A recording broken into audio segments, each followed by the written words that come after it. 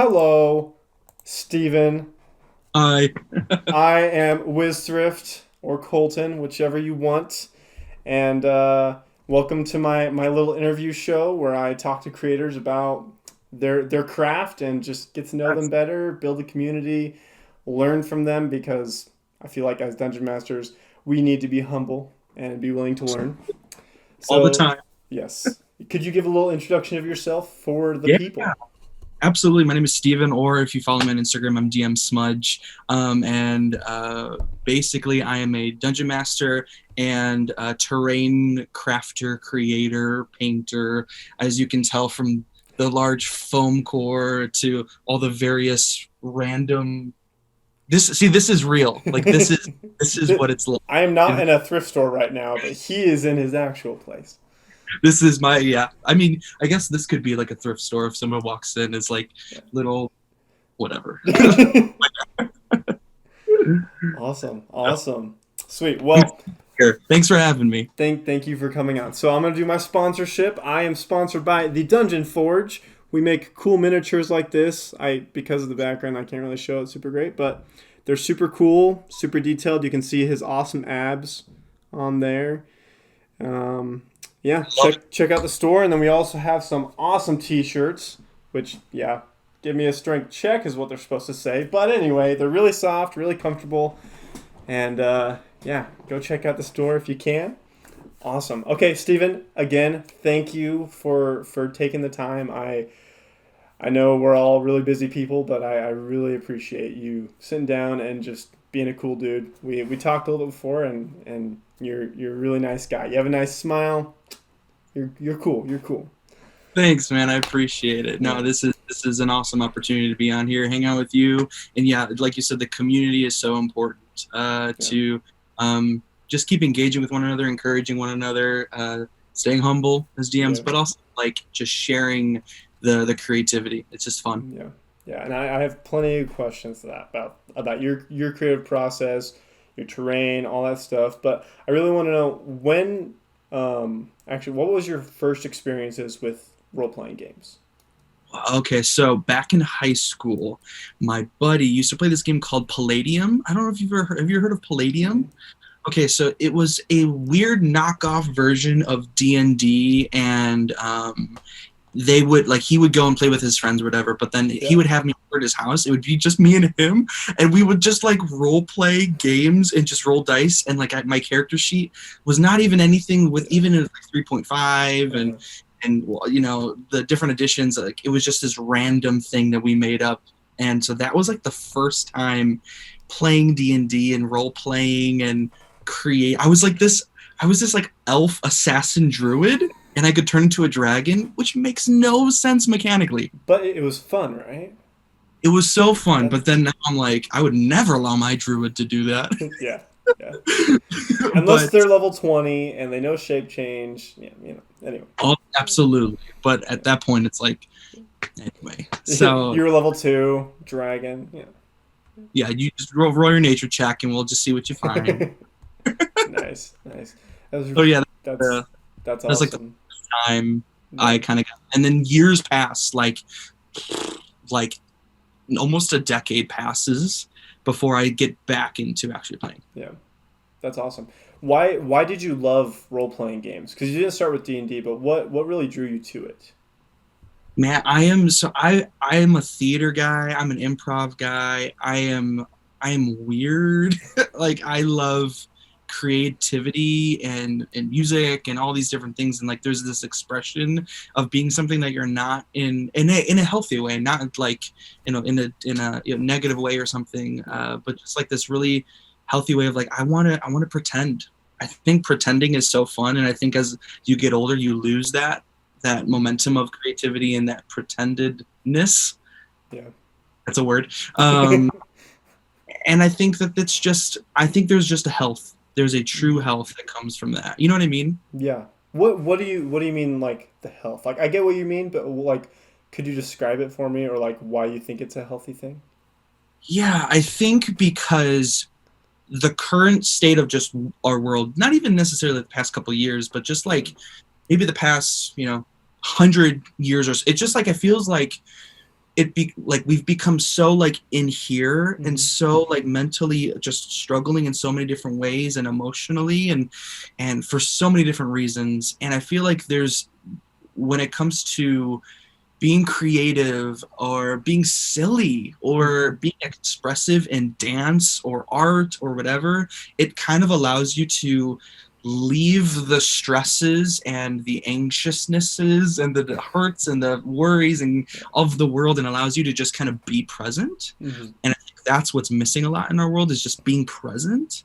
And I think Yeah. this creativity allows you to do that. Like when I sit and I craft something, I'm so focused on right here. Yeah. Like I'm not focused on my work or my family issues or the conflict on the team or whatever. I'm just like Yeah. I'm trying to etch out on foam and try to carve the or paint the abs of that beauty. So that's when I health. That's fantastic. I definitely agree. I mean, when I was a kid, I think most people have played the game Make Believe. Whether it's called, hey, let's play Make Believe, or whatever, where you be a different character. I think it helps us become better people, not to be delusional or whatever, but it helps us strive to be better as people in general. You know, so Absolutely. And I think that we don't want to call it that, but how yeah, often when you play video games and you're stepping into a different world, like that's that. Or if you're working on your car, yeah, right, there's an understanding of mechanics in mm-hmm. that draws you near. Even wearing a sports team, you're playing fantasy football, like you're Yeah. pretending to be, you see what I'm saying? Like Oh yeah, it's yeah. so many different outlets, but this I don't know, there's something about it for me I love.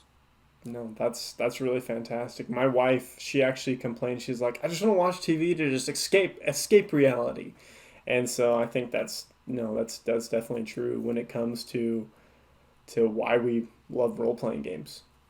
So And it's a way to bring people together, be friends. Like this is the first time we met today, but like it's already been a great conversation, and I think that's wonderful that we've learned these skills of how to meet new friends and things from this fantasy game.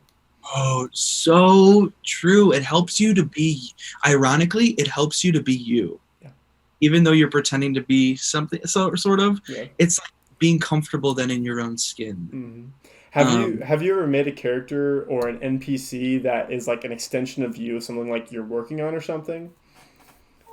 so I have psychological analysis of D&D. Yeah, seriously, where I believe every time you create a character, you are creating a form of yourself. Um, Okay. that is even to the most tabaxi monk that lives in you see it like but when you play it there's versions of you that you're in it so I created this character. It was an orc blood hunter. Okay. um Are you I, super emo in real life? you know what he wasn't. It was really well sort of I guess. But his name was Tarlock and he was an Oh, NPC that was with the players gotcha. in my group that I was DMing last year, and one of the characters in our text group said, "Hey, I'd love to hear just what's everyone's greatest fear." And I was the first one to write and type back, "Good fear of failure." And I typed that, and I go, "Oh my gosh, that was my." Like it just hit. You see what Yeah. I'm saying? Like, Oh yeah. and No, so it made sense. I no, I completely understand. So I'm playing Descent into Avernus Cool. as a Yeah, player. It's pretty sweet. The Hell Riders, the machines, everything is so sweet. So, but I didn't realize this until I made the second character of that campaign. But my first character, he's this gnome wizard named Dimble, and he was just super curious, and he would touch everything, and he would do everything, and he died, but he's still known in the party today. Whenever we come across something that they don't want to touch, they're like, man, if only Dimble was here. And I'm like, I knew you guys would miss him. And so that character, and at that time in my life, I didn't realize I was trying to like find myself more. And I was trying to figure out who I am, and I was trying everything. Now the next character that I made, he sorry. he is he's a multi-class barbarian fighter monk. But it's because he went from like this savage tribe to like a skilled fighter to mastering himself in his mind. And I didn't realize it at the time, but a couple weeks after I started playing this character. I'm like, huh, I guess I'm working on my own self mastery now, and I'm putting that into the game. Interesting. So I totally agree with you on that one.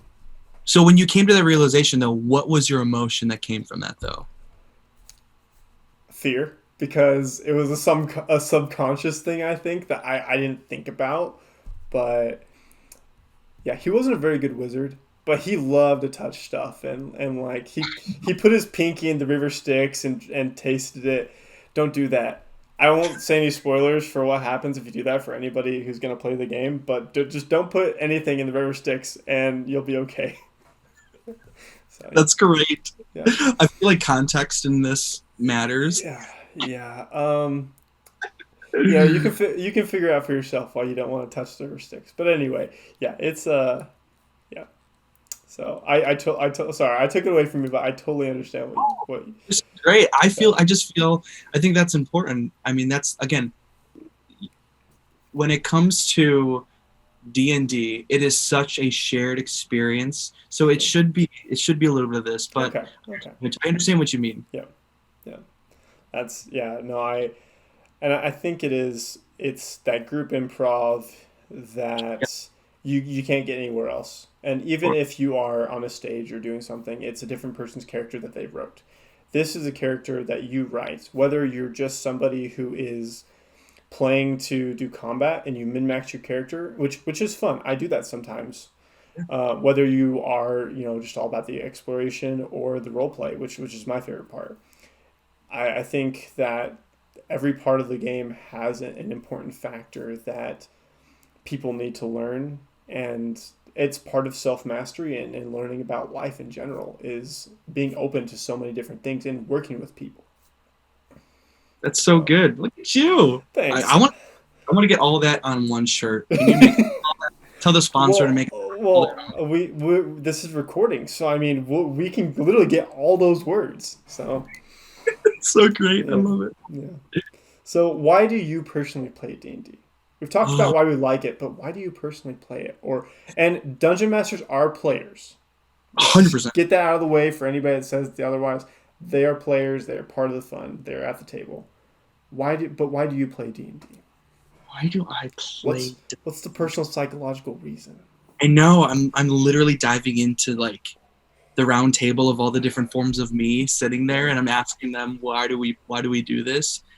I think it's the most, like, not free like free, but literally like free. It can be as free or as costly as you want it to be. Yeah. That's why I love frisbee golf, because I can go and just play, and I can just do it for free. Yeah. You know, there, it is the most free form of expression that also connects with community.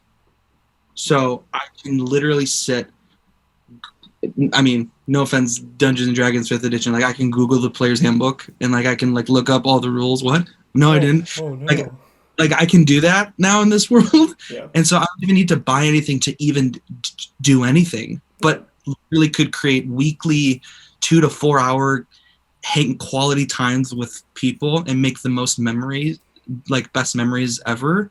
Yeah. I think that's also why I love to play, is because D&D is so hard sometimes to explain to people that don't know it. Yeah. And like when you explain, and this is why sometimes I actually have a hard time talking to dungeon masters about their game, because I will never understand how much fun that game is unless I'm sitting in that game. Yeah. I can appreciate what you're saying and like you want to share, but like you talking about how your players went down into this cave and there was this spider web and like Lolth is coming around the corner. What I mean, they freaked out, but they finally killed her. Like, I appreciate that, but like there's something special when you're actually in the group playing with the people creating the story that you had to be there to in Yeah. order to appreciate. Does that make sense? What Yeah. I mean? But actually, I have a counterpoint to that about Ooh, being there. Why do we love Critical Role? Why do we love these famous people online that are playing these games? How come millions of people have gotten so invested? You know what I'm saying? I do. I don't feel like I have a popular opinion. Okay. Uh, I think in the entertainment world, it's the best way. It's the next best way to be able to play D&D without having people to play with. Okay. Like, I think if we were gonna, that's the only reason. I mean, I like to watch those things and like Dimension 20, like Yeah. Brendan Lee Mulligan, one of my favorite DMs, like Yeah. just really good inspiration. But again, I have to constantly go, that is so, even Critical Role, and Yeah. people maybe say, comment, and there's such a production that Yeah. still occurs. And if you're getting paid to do that, it's going to be very different than when your people have stuff like real lives, and they have Exactly. like I'll my daughter, like I have to stop the game to go put her to sleep. Yeah. No, I definitely agree. And no, that's an awesome point because yeah, even if it is like it's still they're playing D&D, and I will never say they're not playing D&D. It is their game. Absolutely. But I definitely agree that it is more of a production, and so it makes it easier to get invested because they're all professional actors. They've all been doing voice acting for years. So obviously it's going to be entertaining, and they're all super attractive. That helps too. It's great to look at. Exactly. Absolutely. That's the best way to say it. It's great to look at. So no, that's But super cool. do you think though that, I mean, this has been the topic of conversation for what, 5 years, 3 years, whatever, of like, is it actually preventing people from enjoying their own game? I think at this point it's been going on long enough, and I think enough like bigger YouTubers well, bigger Yeah. D&D YouTubers have made things about it that it's not as much of a problem. Totally I agreed. do I do think people who only watch that and that was their introduction, and they love the way Matt and the other players play, I think if that might be a problem. But when you really understand why D&D is important to you personally or to your group or to the dungeon master, and that it's about a group storytelling, it doesn't Mhm. matter if you have millions of people watching or if it's just, you know, two people or 10 people at a table. When you understand that part, that's when it comes together. And that's when it doesn't matter if I do the same voice for this guy and this guy, you know. Doesn't matter. Yeah. Totally. I'm totally So, with you. yeah. So So yeah, that's awesome. Okay, so kind of I'm still working on transitioning questions and everything, I but don't. I'm still That's, new at this interview thing. But you're great. how did you come up with the name DM Smudge? Okay, this is a silly. This is really just silly. Good, Um, so do you watch The Office? Do you like The of Office? course. Or Yeah, yeah. okay, so for any of you Office people, you'll know the episode where um, Jim has to go in for a performance review, and Michael opens up his portfolio or whatever and says that you are smudge and arrogant, and Jim replies saying, "You mean smug and arrogant?" And he goes, "You mean that?" And there's your smudgeness. And the people I was working in digital marketing with like Mhm. 6 people, Yeah, and they love The Office, and like every person has a nickname, and so they just said, "You're smudge." Literally, no, it means nothing to my personal life at all. They yeah. just gave me the name, and ironically, like the word like smudge and DM Smudge, and I'm a drummer, and so I had something called Smudge Beats for a while. There's nothing in the market, no name branding of any of that, so it became so easy to like just capitalize DM Smudge, Dungeon Master Smudge. Yeah. So Do that's do really That's awesome. Do your players call you that? you know what?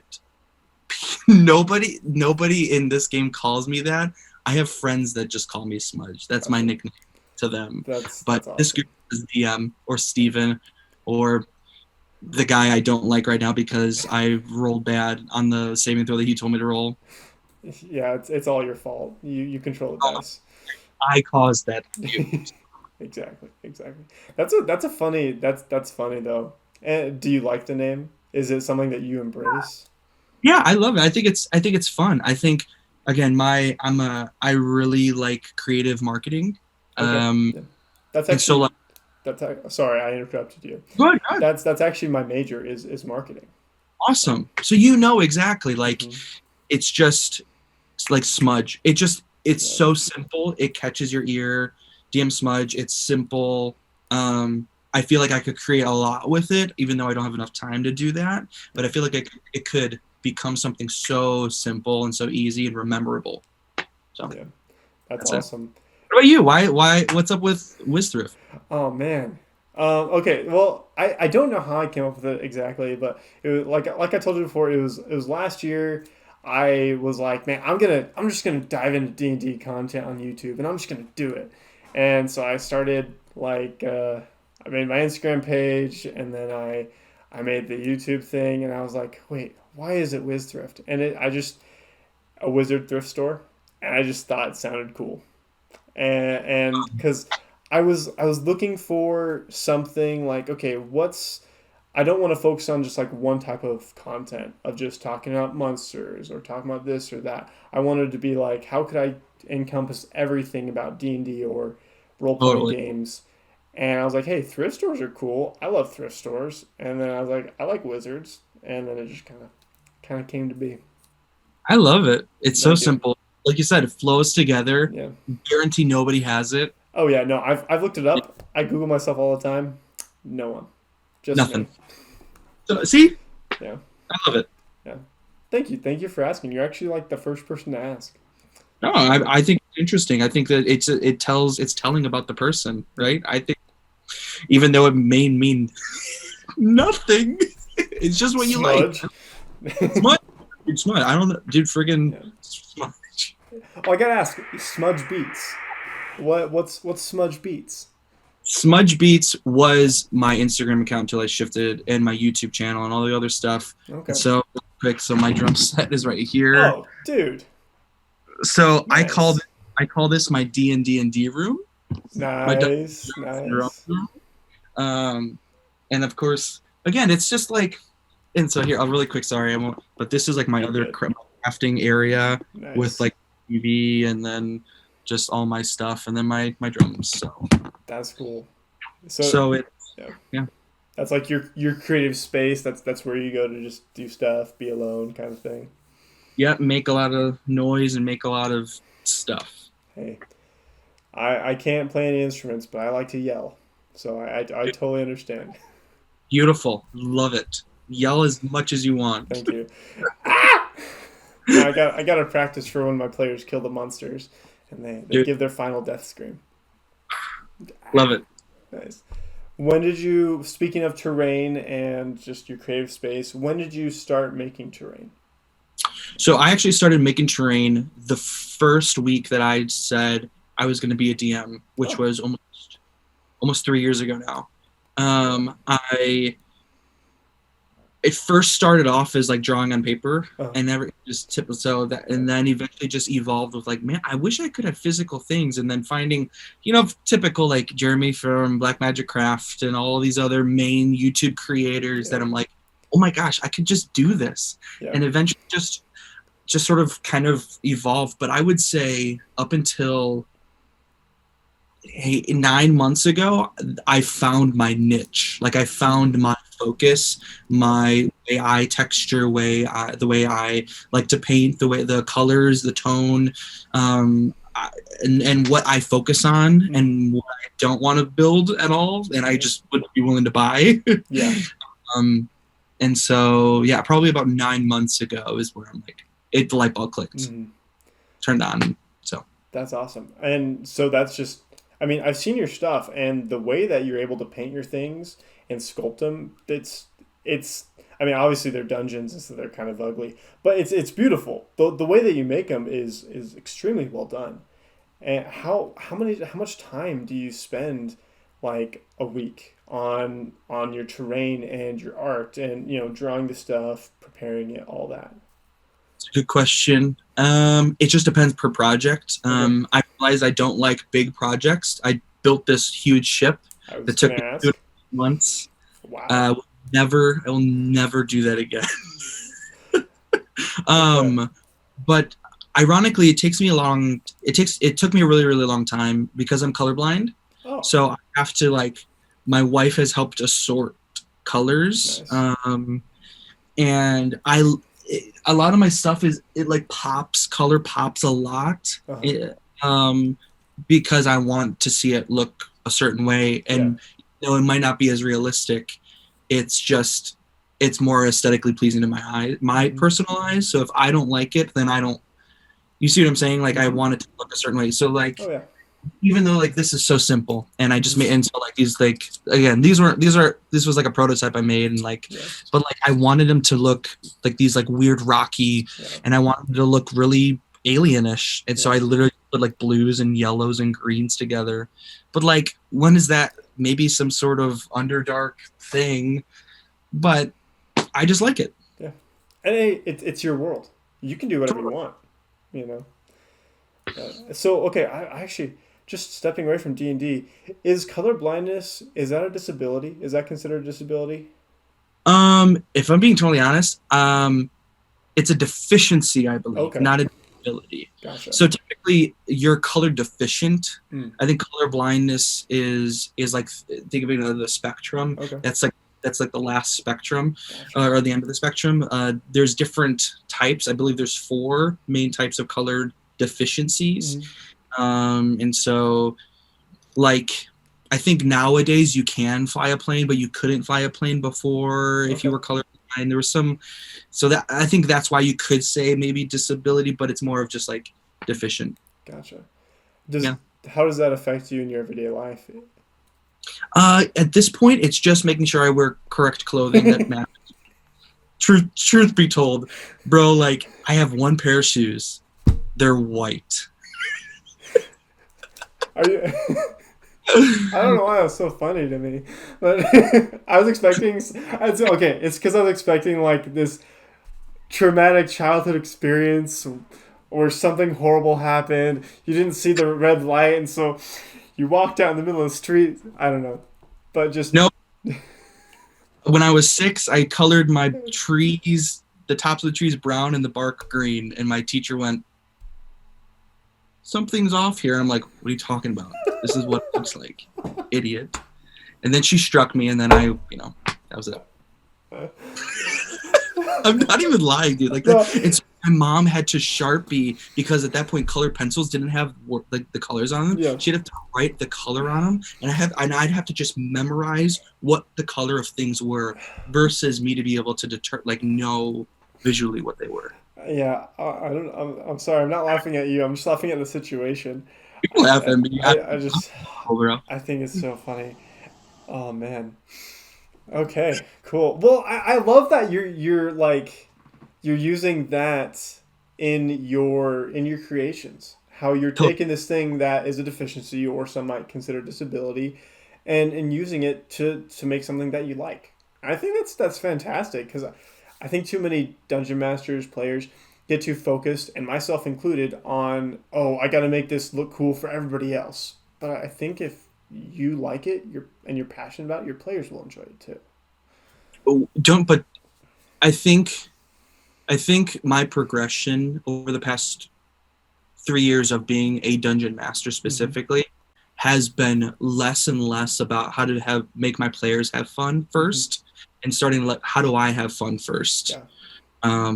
Which there are consequences to that, Yeah. but I've been trying to keep that expectation communicated to my Yeah. players of, hey, I want to play it this way, Mm-hmm. or would you be willing to? And Yeah. I think even now, with this news campaign we're doing, we're playing it in a way that I really like, Yeah. but I see sometimes their struggle with it. Mm-hmm. Um, which even I had an internal battle today in the car of like, man, is this fun? Should I text them and ask? And it's like, no, you know what? Like I'm having fun. They're not hating it. They're having fun. They're able to do cool stuff. And we're of a closer enough relationship where they could say something if they needed to. Yeah. So, That's awesome. Not that you struggle with that, oh, but good. that's awesome that you're able to just be confident in yourself in that way. I find myself struggling with that exact same thing, and I'm sure so many dungeon masters also struggle with that. Like, am I good enough? Are they actually having a good time? They show up, but how how have you dealt with that? Because I myself struggle with it. Yeah. you have to just be okay with being selfish a Okay. little, because the culture of dungeon mastering, Hmm. or game mastering makes it exclusively about the players, whereas I'm focusing on a different strategy and mindset, um, that actually makes it a little bit harder for the players, Hmm. but it creates more creativity. So like I've been just listening to a couple of things, and over again, it's like I'm only creating problems. I'm never creating any solutions, because they have to create it. Otherwise, it's just going to be really awkward, and Yeah. it just is. But like having to communicate up front, I hear so many dungeon masters talk about session zeros, like talk to your players up front. I think that's super important. Yeah. And but yet, like, again, it feels like the culture I think we're moving away from it. It's like dungeon masters have to be the slave to the players Hmm. to some degree, and I'm going, you know what, screw that. I just want to play. I want to have fun. I'm putting hours into this, Yeah. like, and the players basically don't do that. Yeah. Maybe they do in Critical Role, maybe they do in Dimension 20, maybe they do in Matthew Cornwell's whatever. Yeah. But that's not realistic, and I am going to set realistic expectations for me, and I'm going to choose me. Hmm. What do you feel? How does that make sense for you? What have you been struggling with No, mainly? no, that definitely makes sense, and I really like that how you put it. Of the role playing community is going to more of the dungeon master isn't your slave.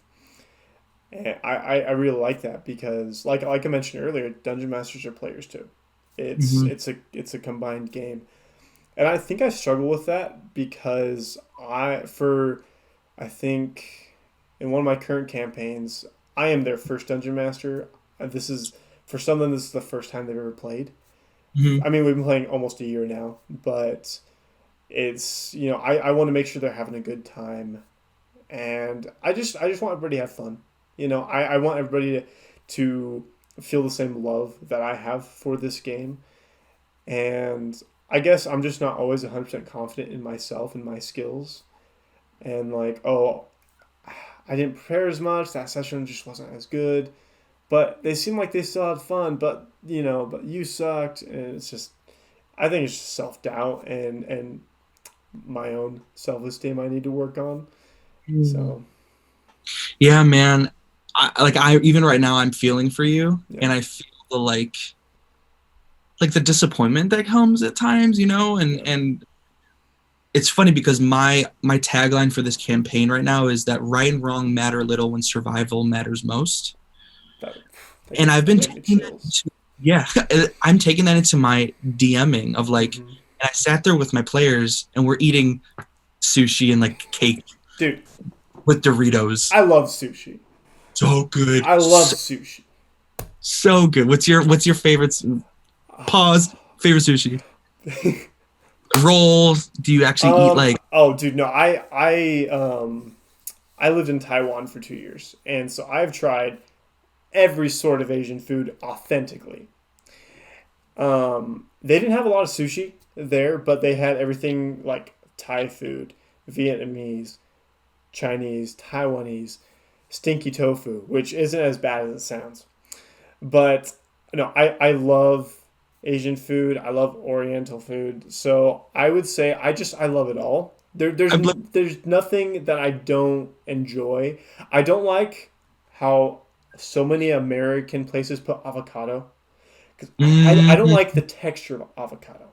sure. But I love like, and it's not really sushi, but I love squid. I love pretty much all fish. And so sushi for me is just I love it. I just love it. I love the soup that they bring you before. I love the drinks. Everything's just great. I love it. So So I said that tomorrow's my birthday, and we're gonna go yeah, to this sort of hibachi grill and sushi bar. dude, I'm really excited. hibachi. It's So amazing. good.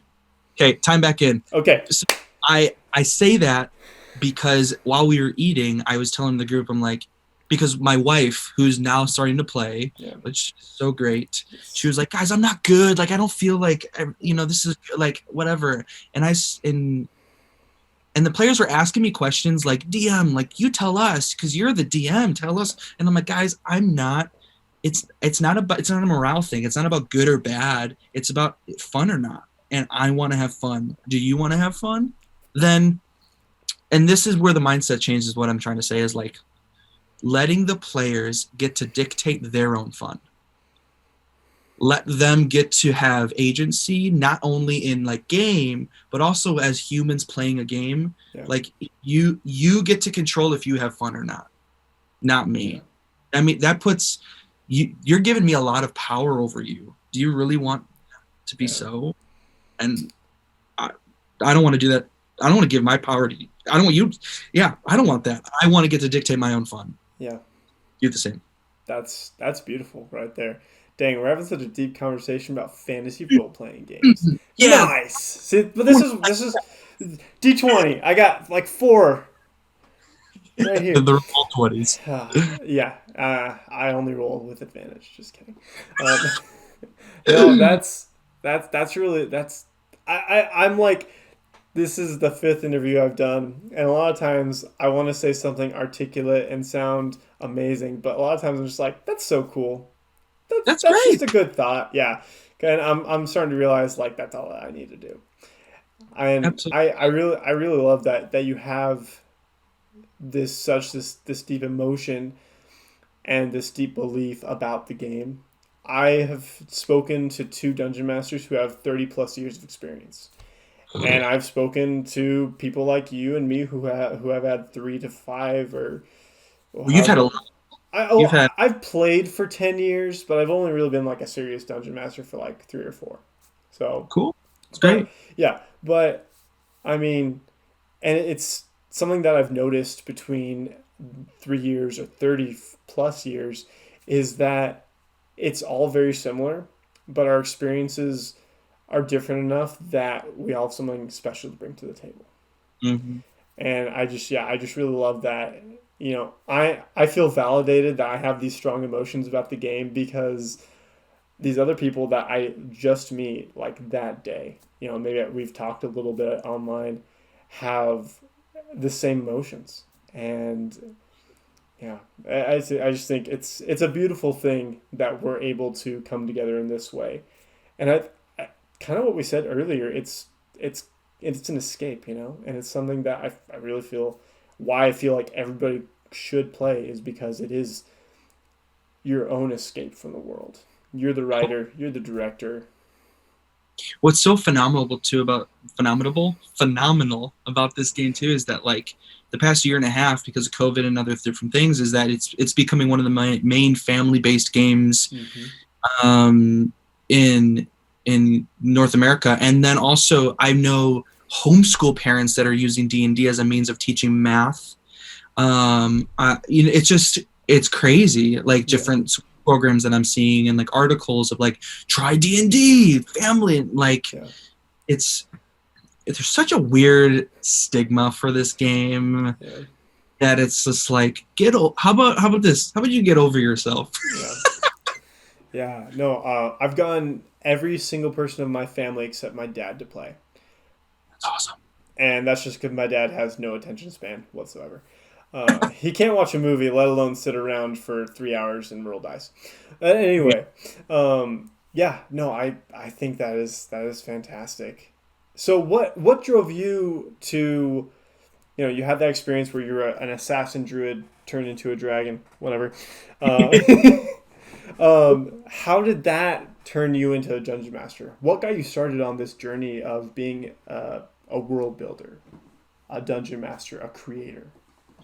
So that moment happened in high school, sophomore, junior year. I think the reason why is because when you become an adult, like I said, it's like Polar Express. You just like lose the belief. You lose silly. You lose play. And I had family and others were like, hey, do you want to play D&D? And I'm like, absolutely. And I just remembered my buddy who was the dungeon master, and he was like, just seeing his notepad of like different things that he wrote down and like his creativity with it. I'm like, I'll do that. And I had no idea about any of this. I had no idea about the freaking Dungeon Masters guy. Like, I had no idea. I had no idea what a saving throw was because we didn't play that version. And so, like, But I think that didn't matter to me. What mattered was that I used to in high school do improv, theater itself, a cappella singing groups, choir, band, percussion, marching band. I was in bands itself. I played at church. Hmm. Like I just this creativity in me needed to escape because I was an adult Yeah. and I didn't have anywhere else to go. So that's sort of kind of how it all unfolded. And now it's literally like, if man, maybe like an hour a day of something, crafting, writing, story. I have me and my buddy right now. Really quick, sorry, I don't want to take too long, but my buddy, he's wants to be a DM, and we're doing this 30-day world building challenge just together. And even though we already are starting, I'm going back and redoing stuff because it's just really healthy. I'm like, oh man, who is my nefarious villain of this whole 2-year campaign? Yeah. Let's think about that. Yeah. And it's really good. It's fun. That's fantastic. Have you done any other challenges like that, like the world building or? Not, I did a 12, I made up this 12 days of building leading up to Christmas on my Instagram. So if anyone watches DM Smudge, you can go to earlier in December, the 12 days leading up to Christmas. I did I literally did a build, paint, completion a day. Wow. 12 days, which was so fun. Yeah. So much fun. Those are the two only challenges that are that I've ever seen or make or do. How about you? No. I mean, every day is a challenge just living for me, but no, not really. I have a pretty blessed life in general. I think just becoming the head writer of a small D&D company is a challenge in itself. Totally. And having to take and you understand this with making your terrain. I think any artist creator understands this of taking a bit of yourself and putting it on paper or a file or whatever and giving it to the world is scary. And especially giving it to editors and people that will be looking at it, and then if it goes further to a website or for a Kickstarter or whatever, that's pretty scary. And so I think just the challenge of just being consistent and getting it done is the only challenge I do, but no like public challenges like that. Yeah, but that feels like pressure. That feels like concern of judgment, or like what are they going to think, or how are they going to see this, and if it is good, now do I match that, or do I have to be above that? Or can I? Yeah. Like, oh man, I feel for you in that. That's a lot, because that's also different than just making it a hobby. True. No, this is I want this to be my job.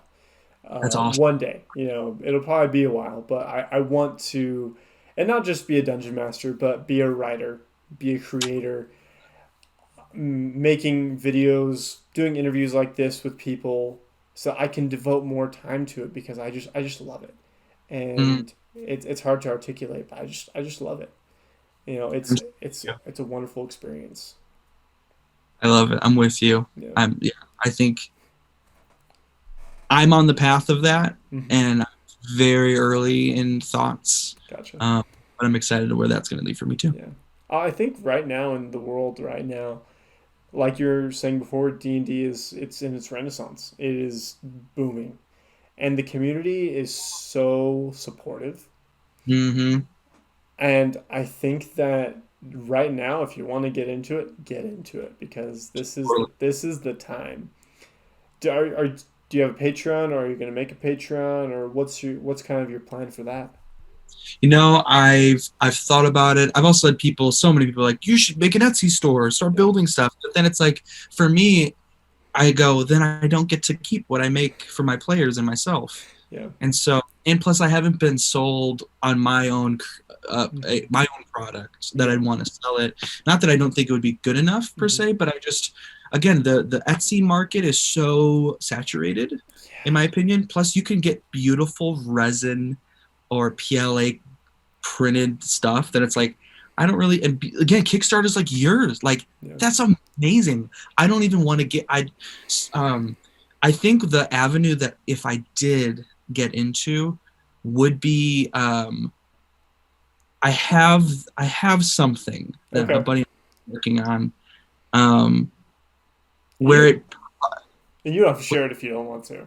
no it's not I mean it's just providing it's more resources again the Okay. DMs get or other there's so many Gotcha. resources but Yeah. it's less about giving you what to do and more giving you inspiration and creative if you've ever think of like give me a terrain a literal terrain like a location of sorts. A snow-covered mountain. Okay, so like mountain, ice, frost. You Yeah. take that. Page one is literally I always forget what it's called. My buddy knows.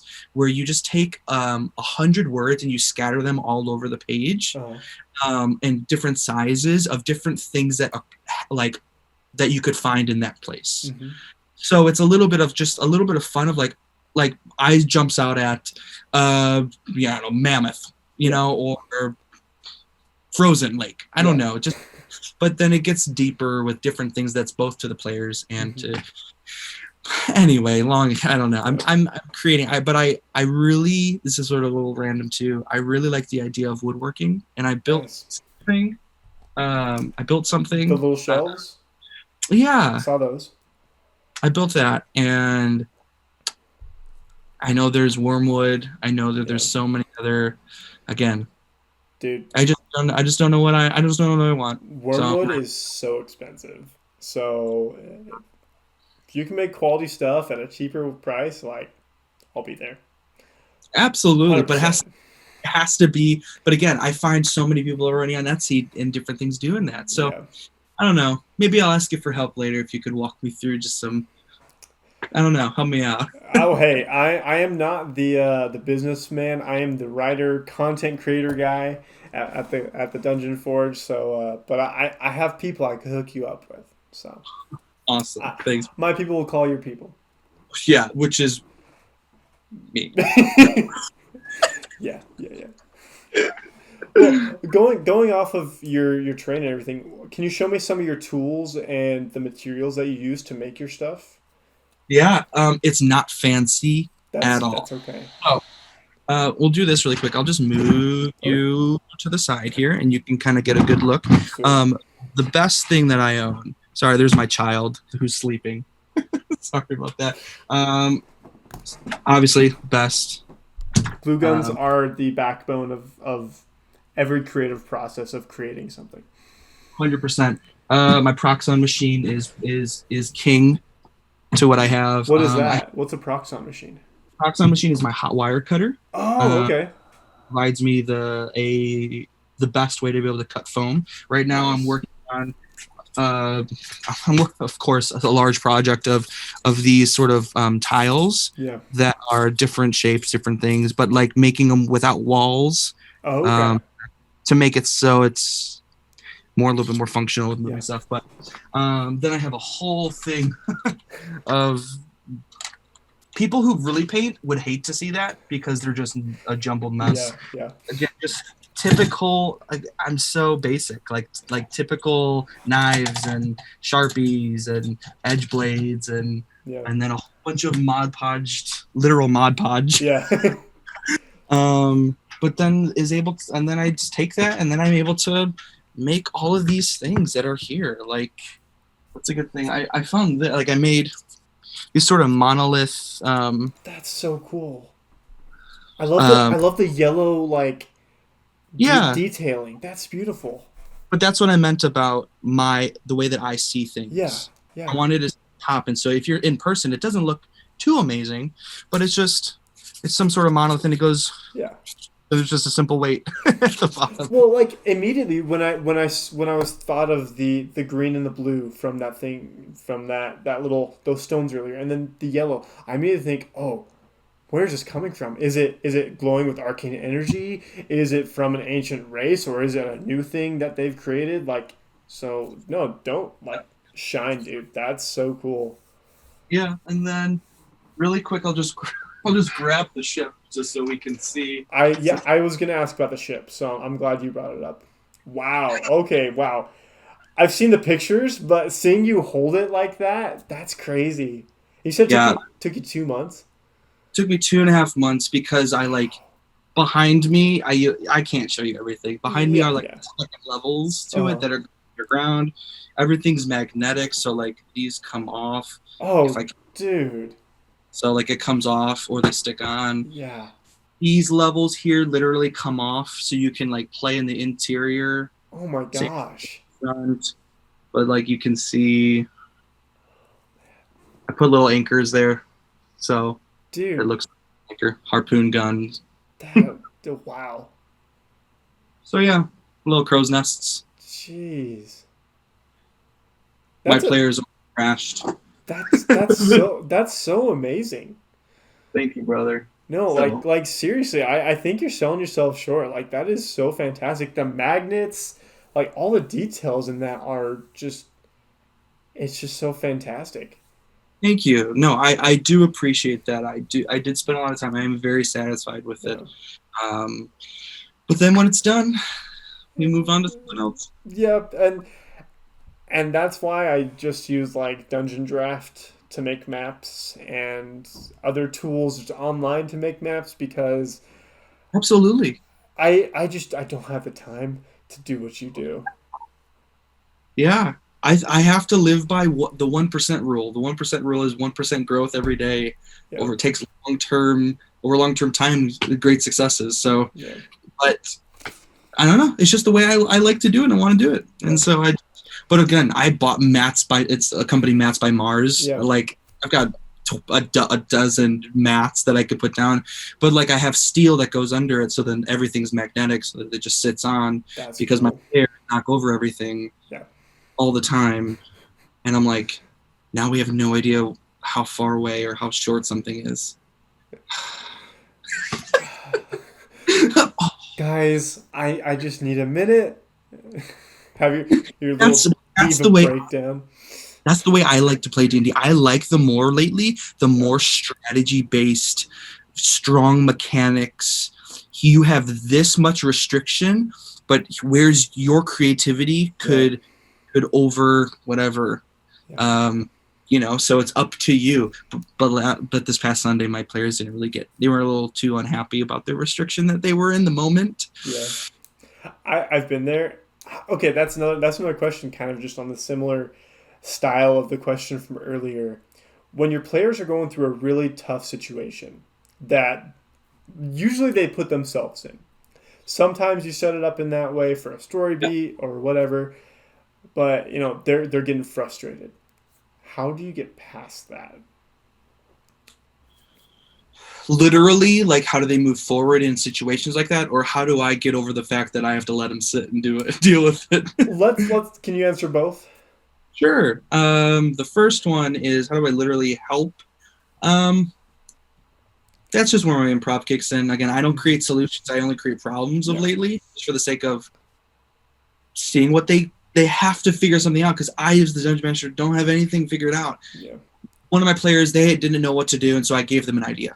yeah. Just like, hey, like you could, and not even saying, hey, roll an intelligence check to Hmm. see if you can think. It's like, no, like dude, if you want to try this, that might be work, but you have to roll still, so it's still up to your roll and your dex modifier, blah, blah, and if you're proficient, Yeah. blah blah. So that's one side of it. Okay. But the other side of it is they they fail or succeed. It's like I'm a parent. Like Yeah. I have my kid fall. I'm sure you understand that better than I do because I just have a dog. So Like you have to like I mean, like though people like people have to learn by failure at yeah, times. no, it's true. It's true. Failure we're not talking about like you lose your job failure. Yeah. We're talking about a tabletop game. Yeah. No. Failure means you took damage True. True. or Yeah. you die and you have to create a new character. True. So like we have to like I think we get to it's both and there's always a pendulum. Everything's a pendulum. One side is that like it's the stakes are too high and you'll die and we should care about that like risk and like but Yeah. other times like I don't care too much, do whatever. But then it's like now you don't have any like stakes into something. Yeah. So uh Honestly, I don't know. Okay, cool. I'm glad I mean, you have some good stuff. It's like being a parent. You gotta let them fail sometimes. Yeah. But I mean, at the end of the day, you create the thing, you end up helping them because you want them to succeed. Yeah. Yeah. That's true. It's true. And as a DM, like I'm not creating malicious things to occur. I'm just trying to create a situation that could be interesting. Yeah. True. True. But I will say though that for me and type of the DM the D&D game I like to play is that things are a little bit quote unquote restricted because the payoff is so much better when you're able to do the thing. Yeah. Yeah. That's what I like. Hmm. What about you? Do you feel the opposite? Are you the same? No, I think I'm just trying to learn how to let my players fail True. because I am also invested in their story because I'm building the story around them. For me, Yeah. they are the protagonists of this world. They're the way I tell them is like, guys, there aren't many strong people in this world, so you have to help this. Totally. That you have to help with this situation. That's why there aren't other heroes out doing this. That's why there's problems like this because these strong monsters they kill people. 100%. And so yeah, they're the heroes of the world. And so I think just learning how to help them fail, um, and just I guess just gotta you know I guess maybe they just get frustrated a lot of the time, and then I feel bad because I put like they got into this. I didn't put them in the situation. I set the situation, then they got in there. So yeah, But again, like at the end of the day, you end up going home. it's true. It's a game. At the end of the day, it's just a game. It's gonna be okay. Even if your character dies, even if you've played them for a year or longer and they die, it's okay. Yeah, but then the pendulum swing. But I Yep, want yep. fun. I know, I know. You're so what? I don't even know. Yeah. Me personally, I like. Okay, I don't like character death. But I make characters I'm with you. with the idea that they could die, because when they do die, it's like okay, yeah, they were prepared. They were ready. That if the time came, they died. So Yeah, and allow them to dictate how what a little bit what happens. yeah, But I told my wife, I'm like, and actually I told the group, I said there are three individuals that are dictating the story yeah. now because there usually was only two. I said Uh-huh. there was me, the players, and the dice. Let the dice. You fudge your roll. I gave you the DC. Yeah, This is what happens. yeah. Yeah. I Dang. feel like No, you have some good wisdom. I think sometimes I'm just too easy on my players.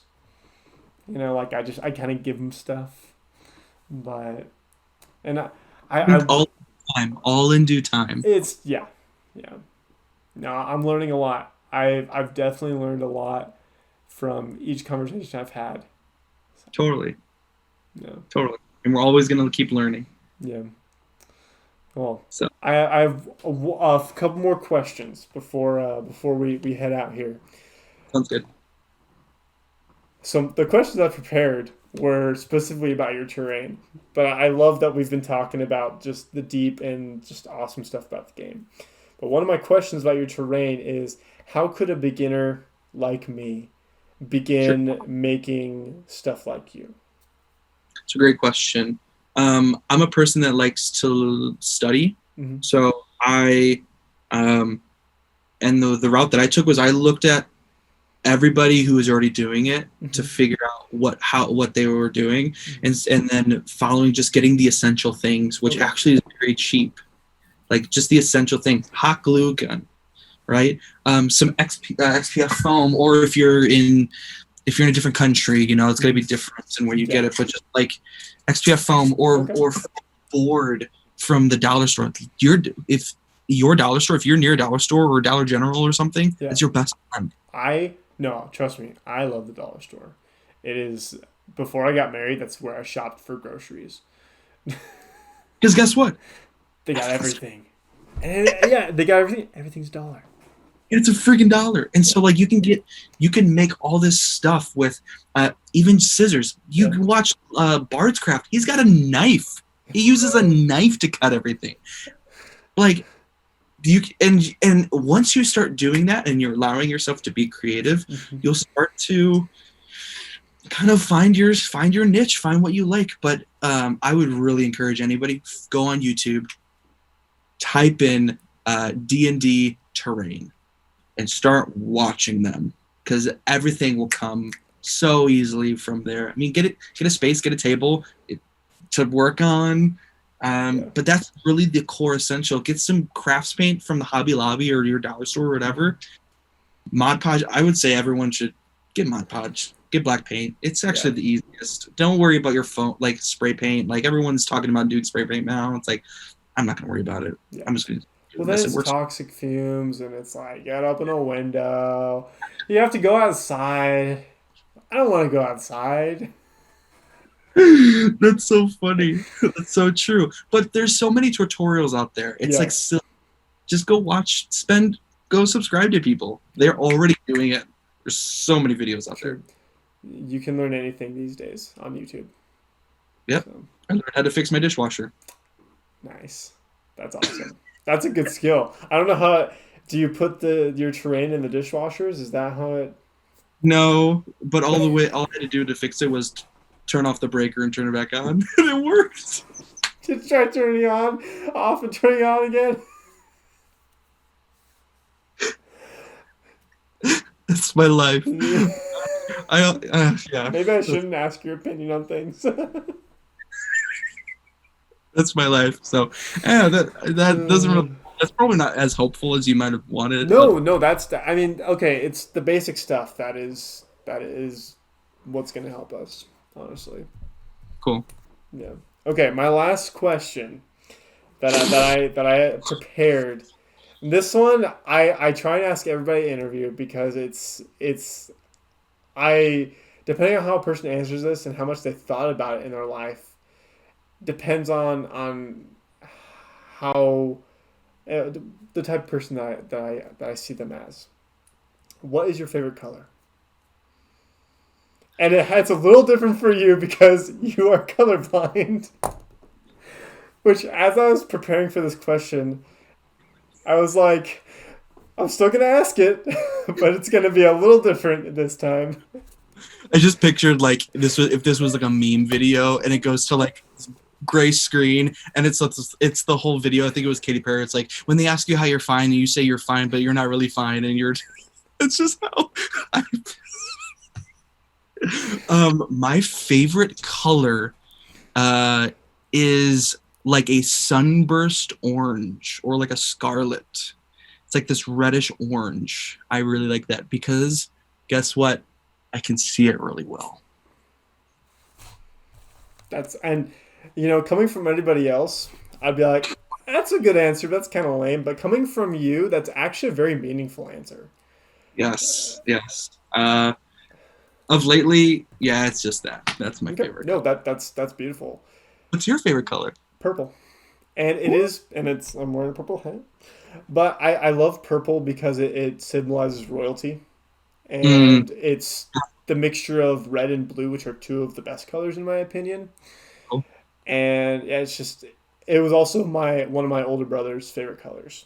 And I was like, that's kind of dumb. It's a weird color. And then I was like, you know what? It's actually a really beautiful color. It's like royal purple. So, it's like a really bold, strong color. And I think it looks good on both guys and girls. That's another reason why I love it, is because it's a good unisex color, and it looks good. So I'm with you. That's a good reason. Yeah. I dig that. Thank you. I love it. Thank you. I thought you were wearing blue, so that's a different thing. Oh, so. Well, this is a blue shirt, and this is my Dungeon Meowster shirt. Oh my gosh. Can we buy that? My sister got it for me for Christmas a couple years ago, so I don't think so. But I will see if we can do something similar because, yeah, I love this shirt. I wear it to every interview. I love puns so much, and I love cats. So. Meows. Oh my god. And it's I'm gonna laying in. it's got some dice. Yeah, and a ball of yarn. Yeah. I'm gonna be laying in bed tonight as we're going to sleep, and I'm gonna be like Dungeon Master. I'd be like, what? honey, Dungeon Master. Oh man, this was a pleasure. This was joy. Thank you so much. Truly, I really appreciate it. And not only because it helps me with content and it helps me learn, but also because you're another person who sacrificed time of your day to sit down with me for over an hour and just talk about this thing we love. So I truly appreciate it. And yeah, so thank you so much. Absolutely. Same on my side. I love talking. I love the philosophy of DM and mechanics and all the things. And it was easy for me. My wife's watching The Bachelorette's finale, and so she's not here. Yeah. No, my wife's at work, so I was able to get the time. But Awesome, bro. Thank you again. And yeah, no, I appreciate it. Thank you. Well, again, yeah. So thank you. But also, people follow me on DM. Yes. What do you want to plug, Smudge? You know, again, my Instagram isn't. I just post stuff only for inspiration, for you to like look at stuff and maybe get some ideas and whatever. I'm not building anything. Like I'm not building a platform. Yeah. But it's my page is just kind of developing more and more. So if you're looking for just some really good inspiration on both just terrain building, crafting, but also just seeing my players play, go follow me, DM_Smudge. So that's awesome. Awesome. Yep. Look up DMs_Smudge, my buddy Smudge. Check out the Dungeon Forge. Subscribe to my channel. Like this video. All that stuff. Again, thank you. And may all your rolls be 20s. Have a good night.